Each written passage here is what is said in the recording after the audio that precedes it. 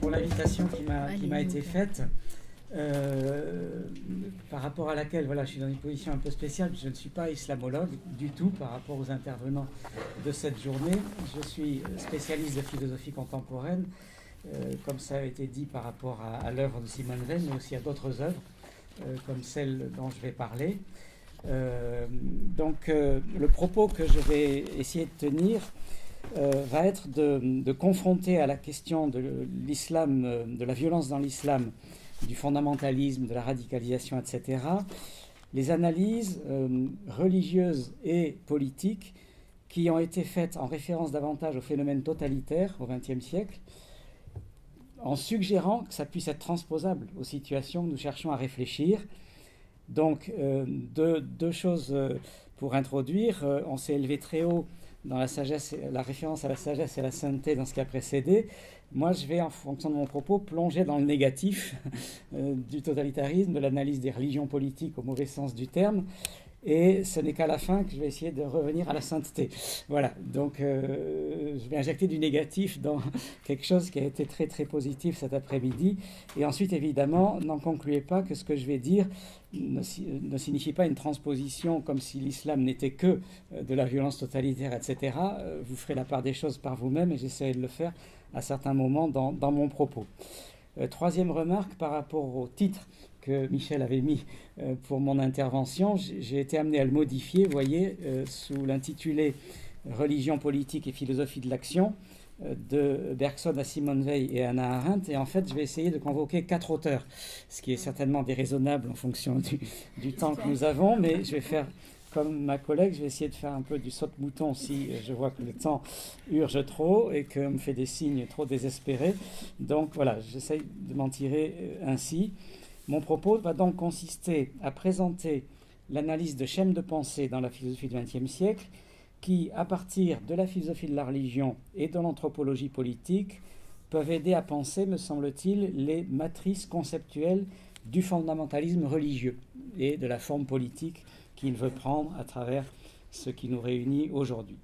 Et je vais partir d'un auteur que jusqu'à présent, je n'ai jamais convoqué moi-même pour réfléchir à ces questions, qui est Henri Bergson, que vous connaissez au moins de nom, mais peut-être pas dans le détail, et dont la philosophie morale et religieuse m'apparaît ces derniers temps extrêmement stimulante pour ce qui nous amène ici aujourd'hui.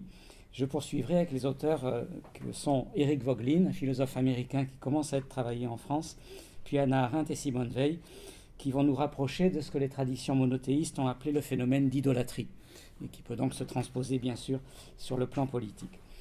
Concernant Bergson, je me réfère à une distinction qui est celle présente dans son grand ouvrage de 1932, les deux sources de la morale et de la religion, qui est la distinction entre société close et société ouverte, laquelle renvoie à une autre distinction entre deux types de religion ou de religiosité que Bergson appelle statique et dynamique.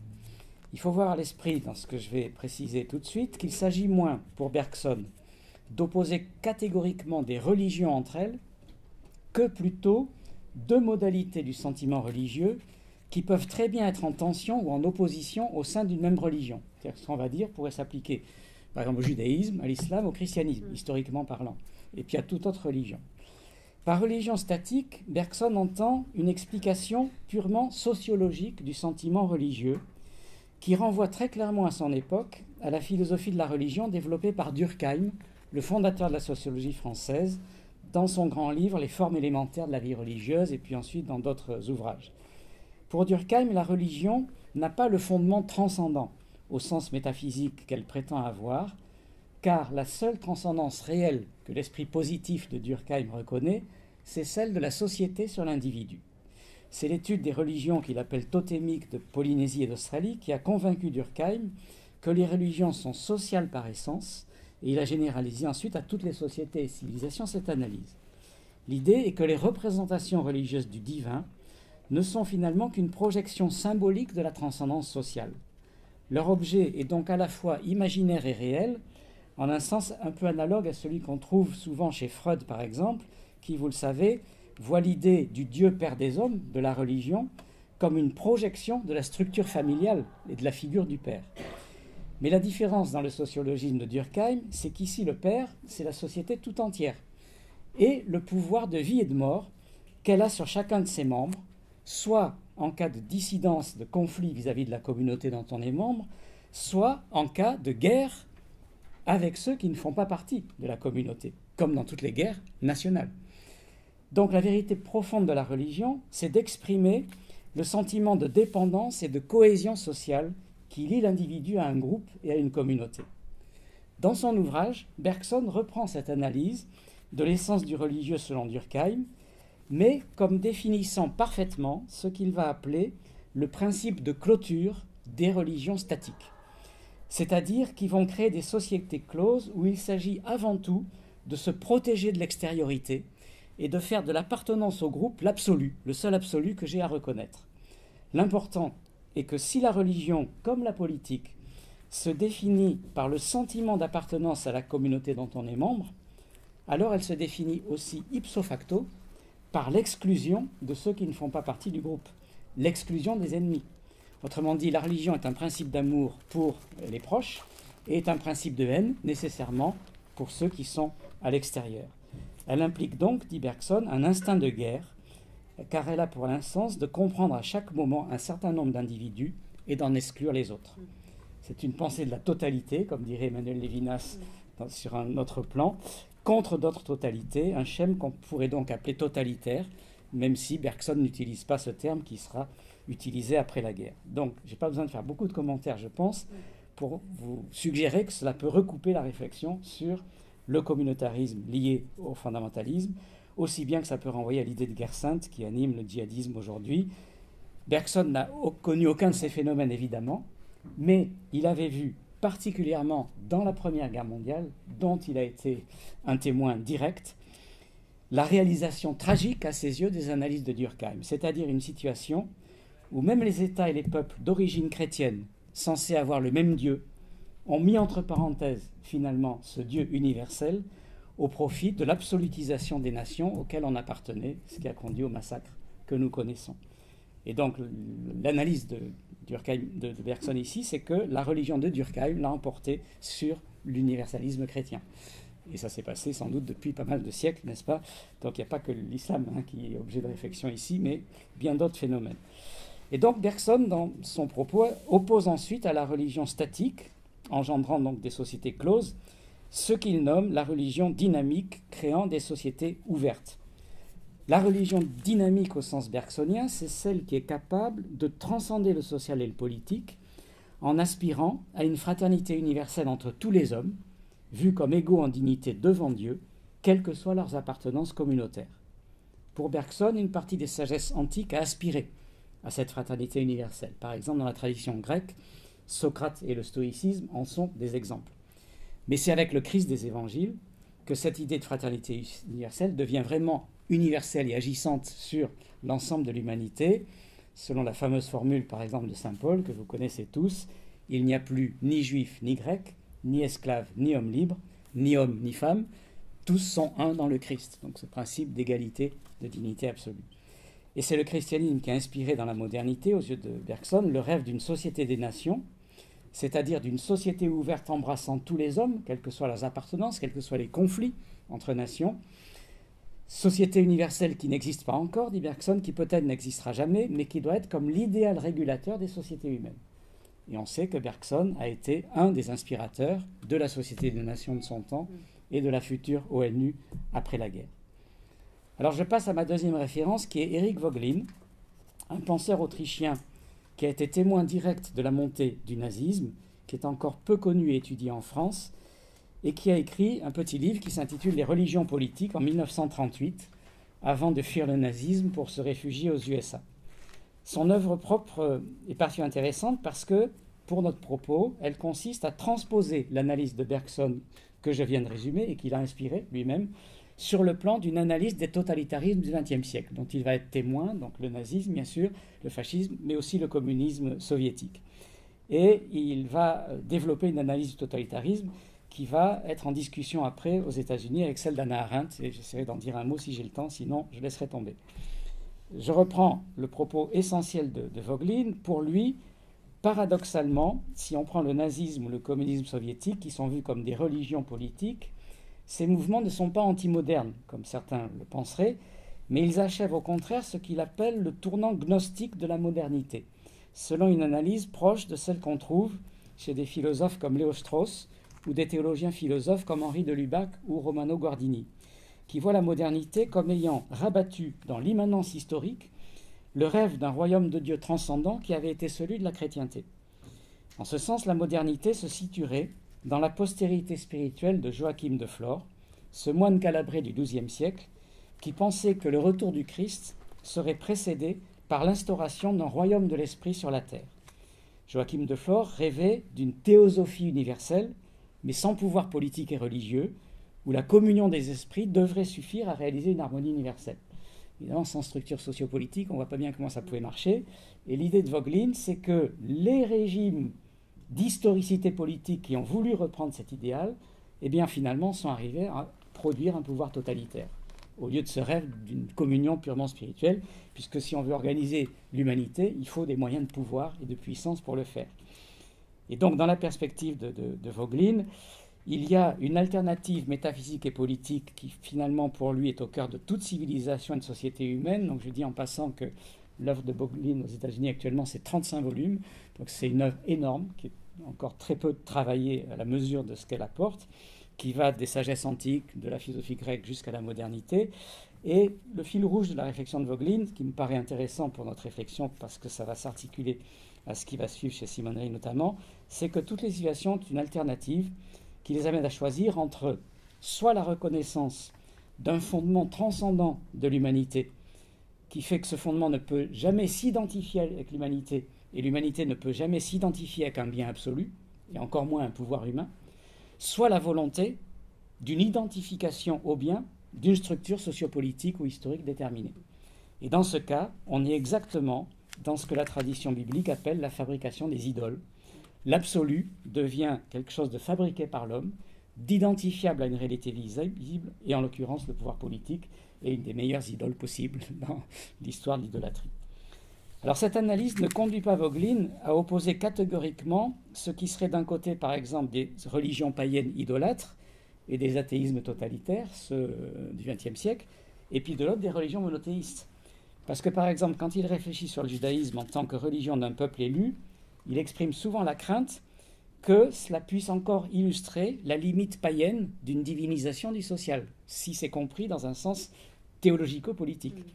C'est-à-dire le risque d'identification théologie-politique du corps d'Israël avec le divin, une théocratie. Il y aura la même crainte chez Simone Weil qui explique son antijudaïsme exactement à partir de cette analyse, avec l'idée que c'est Israël même qui aurait donné à Hitler l'idée de peuple élu qu'il a appliqué au mythe de la race aryenne. Donc c'est encore pire comme hypothèse interprétative, bien sûr. Alors vous me direz, puisque la journée porte sur l'islam, et l'islam, alors est-ce que Voegelin en dit quelque chose? C'est assez peu présent dans son œuvre, parce qu'il n'a pas été au contact direct de l'islam, mais il y a néanmoins des textes intéressants où il fait une remarque importante, que je résume ainsi. L'islam aurait pu, si on prend en considération son intégration de la philosophie grecque pendant la période médiévale, donc Al-Farabi, et si on prend en considération la dimension mystique qui a été la sienne dans les grands mystiques médiévaux, l'islam aurait pu devenir une religion de liberté intellectuelle et politique. Mais la fin de la période médiévale a reconduit, à ses yeux, à une religion avant tout guerrière, ce qui reprend une idée qu'on trouve chez Max Weber, et c'est cité dans un collectif dont j'ai donné la référence dans la bibliographie. Je cite la formule de Max Weber: « Les éléments de l'islam ancien qui l'orientent dans le sens d'une religion éthique de la délivrance ne jouent qu'un rôle secondaire aussi longtemps qu'il reste pour l'essentiel une religion de guerriers. » Donc on voit très bien que si on valorise la dimension mystique ou philosophique dont on a parlé, liée à la dimension proprement religieuse, on aurait l'islam idéal, entre guillemets, que Weber ou Voegelin pourraient laisser penser. Je passe à Simone Weil, qui, pour mon propos, est évidemment intéressante parce que sa philosophie politique et sa philosophie des religions réagit très tôt de manière analogue à Bergson, à la philosophie de manière analogue à Bergson, à la philosophie de la religion de Durkheim, mais en y associant d'autres références qu'on ne trouve pas chez Bergson et qui vont renforcer chez elle le modèle de compréhension idolâtrique du totalitarisme et de tous les mouvements théologico-politiques qui peuvent se retrouver dans cette dimension, de telle manière que ça va aussi éclairer pour elle le thème de la banalité du mal qu'on trouve par exemple chez Hannah Arendt par la suite, que Simone Weil a tiré de sa propre expérience de la guerre d'Espagne, alors que vous le savez, Hannah Arendt l'a tiré du procès Eichmann notamment. En se référant à la source grecque, il y a d'abord chez Simone Weil une référence au platonisme, qui, dans la République de Platon, renvoie au thème du gros animal social, qui, dans l'enseignement de Alain que Simone a reçu, est une sorte de marqueur, d'une certaine manière, de diviniser le politique, le social, en faisant l'animal, le gros animal qui domine l'individu de toute la transcendance de son pouvoir et le fait jouer des passions collectives ou jouer de la force. Alors, ce thème du gros animal social de Platon est très présent chez Simone Weil et elle l'articule à une lecture de Thucydide, notamment d'un fameux discours dans l'histoire de la guerre du Péloponnèse, où Thucydide rapporte un discours des Athéniens aux Méliens, avant qu'ils les massacrent s'ils résistent à leur impérialisme.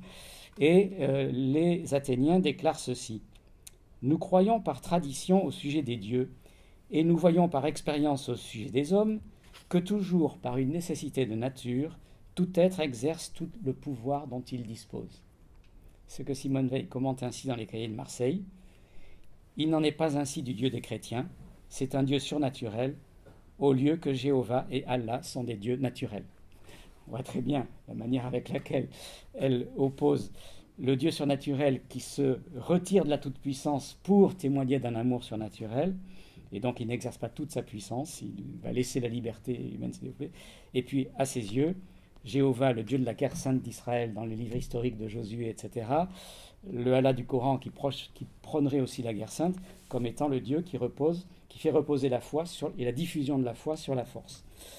Donc elle articule ces références et elle les rapproche par exemple, en ayant été une des premières philosophes à lire Mein Kampf de Hitler dans les années 30, à des passages de Mein Kampf comme celui-ci, où Hitler écrit « Dans un monde où les planètes et les soleils suivent une trajectoire circulaire, où des lunes tournent autour des planètes, où la force règne partout et seule en maîtresse de la faiblesse, qu'elle contraint à la servir docilement ou qu'elle brise, l'homme ne peut pas relever de loi spéciale. » La réponse de Simone Weil, je n'ai pas le temps de la développer, mais de dire mais les astres obéissent à des lois de coexistence qui fait que c'est un logos d'amour qui a dû organiser le monde en un cosmos et pas en un chaos de violence. Et puis deuxièmement, dans cet univers, il y a quelque chose qui résiste à la loi de la force, c'est le cœur humain, c'est le désir de justice et du bien, et uniquement ça suffit à détruire Hitler, dans sa vision ontologique de la toute-puissance de la force. Bon, je passe là-dessus. Il y a une source biblique dans la réflexion de Simone Weil, évidemment, qui explique son anti-judaïsme, c'est que quand elle lit les livres historiques de l'Ancien Testament, elle les lit de manière littérale, elle n'a aucune théorie exégétique des quatre sens de l'Écriture, pour parler comme de Libac, et donc elle aligne les milliers de morts au bas des pages de Josué. Et elle dit, ce Dieu-là ne peut pas être le vrai Dieu. Un Dieu qui prône des massacres, c'est pas possible. Donc ça explique voilà, cet anti-judaïsme qui est évidemment très mal compris souvent. Mais elle projette cette lecture sur le thème des croisades, sur la croisade contre les albigeois, etc. Donc le christianisme va faire pareil, et l'islam avec la guerre sainte va faire pareil. Et donc voilà, jusqu'au judaïsme, on voit très bien comment elle fait une genèse de la violence religieuse dans l'histoire. Je passe là-dessus parce que je vois que l'heure tourne. Combien de temps il me restait? 10 minutes. Hein, je vais essayer d'aller vite. Je voudrais quand même citer un passage de la lettre à Bernanos qu'elle écrit après la guerre d'Espagne, parce que ça éclaire très bien la manière avec laquelle ce thème de l'idolâtrie de la violence va s'articuler chez elle au thème de la banalité du mal. Elle a été témoin direct d'actes de barbarie pendant sa participation à la guerre d'Espagne, où elle s'est engagée dans le camp républicain contre le camp franquiste soutenu par le nazisme et le fascisme. Elle pensait au départ qu'il y avait vraiment un camp juste contre un camp injuste, et quand elle voit ce qu'elle voit, elle dit ben non, la barbarie dans les deux camps, cette guerre est piégée, il ne peut pas y avoir la justice d'un côté, l'injustice de l'autre, etc. Et après avoir lu Les grands cimetières sous la lune de Bernanos après la guerre d'Espagne, elle lui écrit. Et cette lettre a bouleversé Bernanos, puisqu'il l'a gardée dans son portefeuille jusqu'à sa mort. On a découvert cette lettre à la mort de Bernanos. Et il faut lire cette lettre, elle est publiée un peu partout. Quelle est l'explication qu'elle donne de ce phénomène de barbarie, d'idolâtrie, qui va justifier la violence au nom de la religion, au nom du bien, etc. La réponse de Simone Weil, c'est que lorsque, je cite, « les autorités temporelles et spirituelles ont mis une catégorie d'êtres humains en dehors de ceux dont la vie a un prix. Il n'est rien de plus naturel à l'homme que de tuer. Quand on sait qu'on peut tuer sans risquer ni châtiment ni blâme, on tue. Ou du moins, on entoure de sourires encourageants ceux qui tuent. Et elle ajoute, si par hasard on éprouve un peu de dégoût, on le tait et bientôt on l'étouffe, de peur de paraître manquer de virilité. Il y a là un entraînement, une ivresse, à laquelle il est impossible de résister sans une force d'âme qu'il me faut croire bien exceptionnelle, puisque je ne l'ai rencontrée nulle part, même pas dans les chefs des colonnes d'Urruti, qu'elle admirait. L'ivresse rend l'individu en effet soumis au groupe, elle fonctionne comme une émulation collective où le crime valorise l'individu aux yeux des autres. Il a peur de paraître lâche, transforme un bon père de famille en barbare, infiniment mieux que tous les endoctrinements. Or, quel est le principe fondamental qui explique cela, qui fait que la conscience morale semble disparaître et ne plus reconnaître le mal par rapport au bien, et que tuer n'est plus un crime mais devient un bien, même s'il n'a aucune justification? C'est que l'homme se trouve au sens strict délivré du mal au moment où il l'accomplit, dès lors qu'il est persuadé qu'on a délimité dans la réalité humaine un bien absolu auquel on appartient et au nom duquel on peut tuer, et un mal absolu qui, étant absolu, ne peut susciter aucun respect, aucune pitié. Autrement dit, le principe fondateur de la barbarie, c'est l'idolâtrie, c'est-à-dire ce mécanisme qui délimite une région sociale à l'intérieur de laquelle, dit-elle, le couple des contraires bien et mal n'a pas le droit d'entrer. C'est-à-dire que le bien et le mal ne sont plus à l'intérieur de moi-même comme une ligne qui me traverse, mais est une ligne qui traverse le camp du mal, le camp du bien, et le camp du bien a le droit d'exterminer le mal, puisque c'est le mal absolu. Et donc, l'adoration du phénomène de puissance collective joue sur cette neutralisation du problème moral, qui n'est plus un problème moral qui se pose pour moi dans chacun de mes actes, mais qui est ipso facto résolu par le fait qu'il y a un camp du bien, un camp du mal. Et ça, c'est le mécanisme d'idolâtrie, parce que l'idée d'une transcendance du bien par rapport à l'humain n'est plus possible. Donc, vous voyez la logique. Alors, à partir de là, il y a tout un débat entre Voegelin et Arendt aux États-Unis, et on peut mettre Simone Weil du côté de Voegelin sur l'essence du totalitarisme, parce que quand Hannah Arendt va débattre avec Voegelin aux États-Unis, qui a la même vision que Simone Weil, va dire mais ça me gêne cette interprétation religieuse du totalitarisme. On a l'impression qu'il faut avoir une conception religieuse, une métaphysique pour juger le totalitarisme. Et moi, en penseur politique, je veux penser le totalitarisme uniquement à partir d'un plan d'analyse politique. Donc il y a une discussion là-dessus entre Arendt et Voegelin aux États-Unis qu'on pourrait appliquer à Simone Weil. Je résume juste, puisque je n'ai pas le temps, je veux conclure par un dernier point, sur le fait qu'à mon avis, la lecture politique de Hannah Arendt et la lecture qu'on peut appeler métaphysico-religieuse de Simone Weil, c'est des lectures complémentaires, elles n'auraient pas à s'opposer. Parce que Simone Weil, par exemple, reprend donc cette analyse de la transcendance du bien par rapport au social, mais ça s'articule très bien à ce qu'on trouve chez Hannah Arendt, où le principe de résistance au totalitarisme, c'est ce que Hannah Arendt appelle le principe de pluralité. C'est-à-dire l'impossibilité de réduire le bien, la liberté ou l'humanité à un groupe social, à une structure de puissance. Parce que l'humanité est faite d'une pluralité d'acteurs. Et l'antitotalitarisme, c'est de respecter la pluralité de ce qu'elle appelle le phénomène de l'action. Et chez Simone Weil, il y a une philosophie de l'action qui est tout à fait semblable à celle de Simone Weil. La lecture politique et la lecture métaphysique, à mes yeux, ne s'opposent pas, elles peuvent être complémentaires. Alors je termine par les différents niveaux de réponse au phénomène idolâtrique et totalitaire tels que je viens d'en donner quelques éléments au niveau des matrices, des schémas de pensée qui me paraissent à réfléchir. Le premier, si je prends donc une lecture arendtienne que j'aurais voulu développer plus, mais que je suppose un petit peu plus connue, c'est de retrouver la vérité du politique. Donc ce principe de pluralité du politique authentique, dont le centre de gravité vitale chez tous ces auteurs-là, qu'on lise Voegelin, Bergson, Simone Weil, Hannah Arendt, c'est la société civile. De penser l'acte politique à partir de la société civile et pas d'abord à partir de l'État. Ce sont tous des penseurs anti-étatiques, de ce point de vue-là, qui veulent que le centre de gravité, ça soit l'action sociale, le civisme des citoyens qui le produisent et pas un État, une structure de pouvoir quelle qu'elle soit. C'est très frappant que Daesh ait pris comme titre l'État islamique. C'est comme si Daesh avait une culture jacobine de l'État-nation au sens occidental moderne, alors que c'est d'origine orientale, l'islam dont Daesh se réclame, mais c'est de nouveau l'État-nation qui est la puissance absolue à laquelle il faut se référer. Et les penseurs antitotalitaires sont par excellence des penseurs de la société civile. Donc, premier objectif, c'est de penser, de développer ça. Je n'ai pas le temps de développer. Deuxièmement, dit par rapport à nos sociétés européennes qui accueillent beaucoup d'immigrés musulmans avec tous les phénomènes sociaux d'exclusion sur lesquels joue la radicalisation, bien sûr, c'est l'action sociale et politique urgente pour développer une société civile plurielle et inclusive. Ce que Simone Veil appelle l'enracinement, ce qu'Hannah Arendt appelle l'action, c'est ce que ça doit faire. Hein.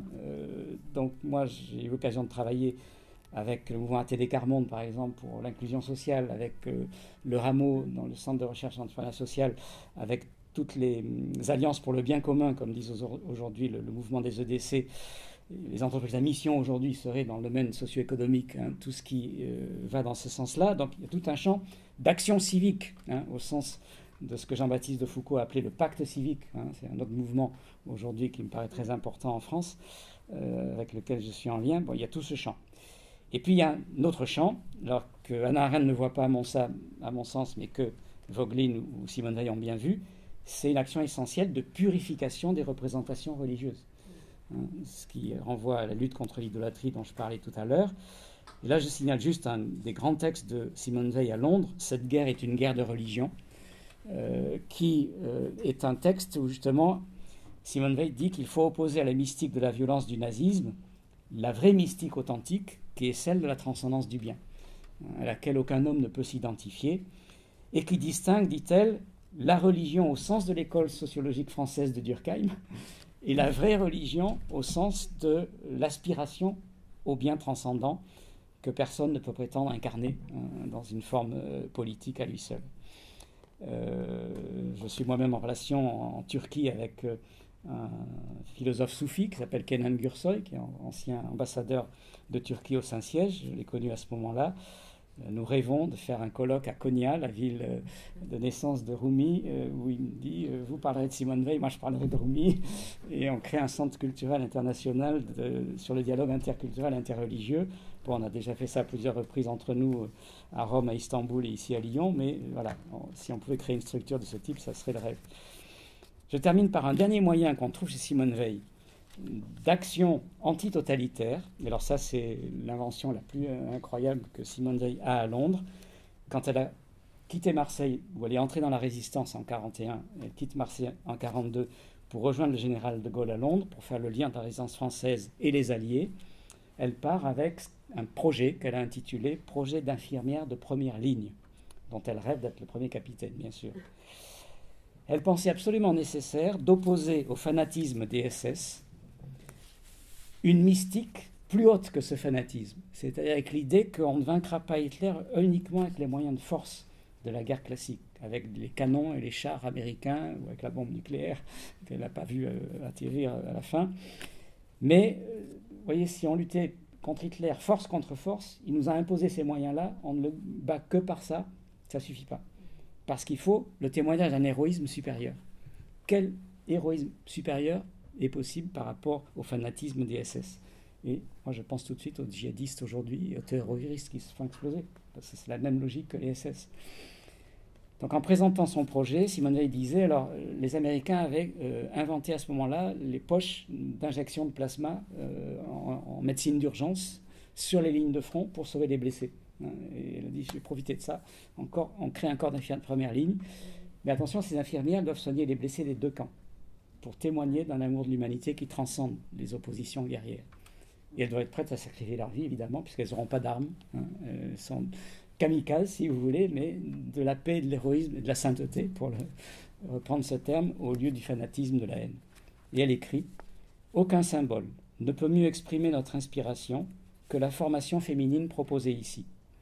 La simple persistance de quelques offices d'humanité au centre même de la bataille, au point culminant de la sauvagerie, serait un défi éclatant à cette sauvagerie que l'ennemi a choisie et qu'il nous impose. Ce corps féminin d'un côté et les SS de l'autre feraient par leur opposition un tableau préférable à n'importe quel slogan. Ce serait la représentation la plus éclatante possible des deux directions entre lesquelles l'humanité doit aujourd'hui choisir. » Et un petit peu comme le disait ma collègue tout à l'heure, je dirais volontiers que pour Simone Veil, les femmes sont plus douées pour ce type de sainteté que les hommes. Parce que justement, elles sont des donneuses de vie. Et elles ne peuvent pas user de la force comme l'homme est habitué à le faire depuis des millénaires, etc. Bon, bref, il y a tout un féminisme mystique un peu sillonné de ce point de vue-là. Ce type de texte, pour moi, est actualisable. C'est-à-dire que les ONG aujourd'hui, qui au risque souvent de leur vie, vont sur les lignes de front, vont dans les pays en guerre, vont s'exposer au terrorisme très souvent. C'est un peu un analogue de ce type de projet. Alors, pas aussi fou peut-être, mais c'est analogue. On en a des exemples partout, et des exemples de gens qui meurent pour servir l'humanité dans ces contextes-là. Et donc chez Simone Weil, je termine par là, ce genre de réflexion alimentait dans l'enracinement ce qu'elle appelle opposer la vraie grandeur aux fausses grandeurs. Les fausses grandeurs, c'est les grandeurs d'établissement, de pouvoir, de puissance, celles qui remplissent les livres d'histoire. Mais la vraie grandeur, c'est celle de l'amour, c'est celle de la sainteté. Elle ne fait pas la une du journal télévisé, des journaux, c'est bien plus intéressant, les explosions de violence. Mais c'est ça qui fait la vérité de l'homme. Et donc je pense que ce type d'inventivité, il faut aussi l'avoir à l'esprit si on veut lutter contre la violence dans l'islam ou dans n'importe quelle autre religion ou dans n'importe quelle phénomène politique. Et donc de conjuguer toutes ces dimensions, c'est ça qui me paraît à réfléchir pour aujourd'hui. Merci.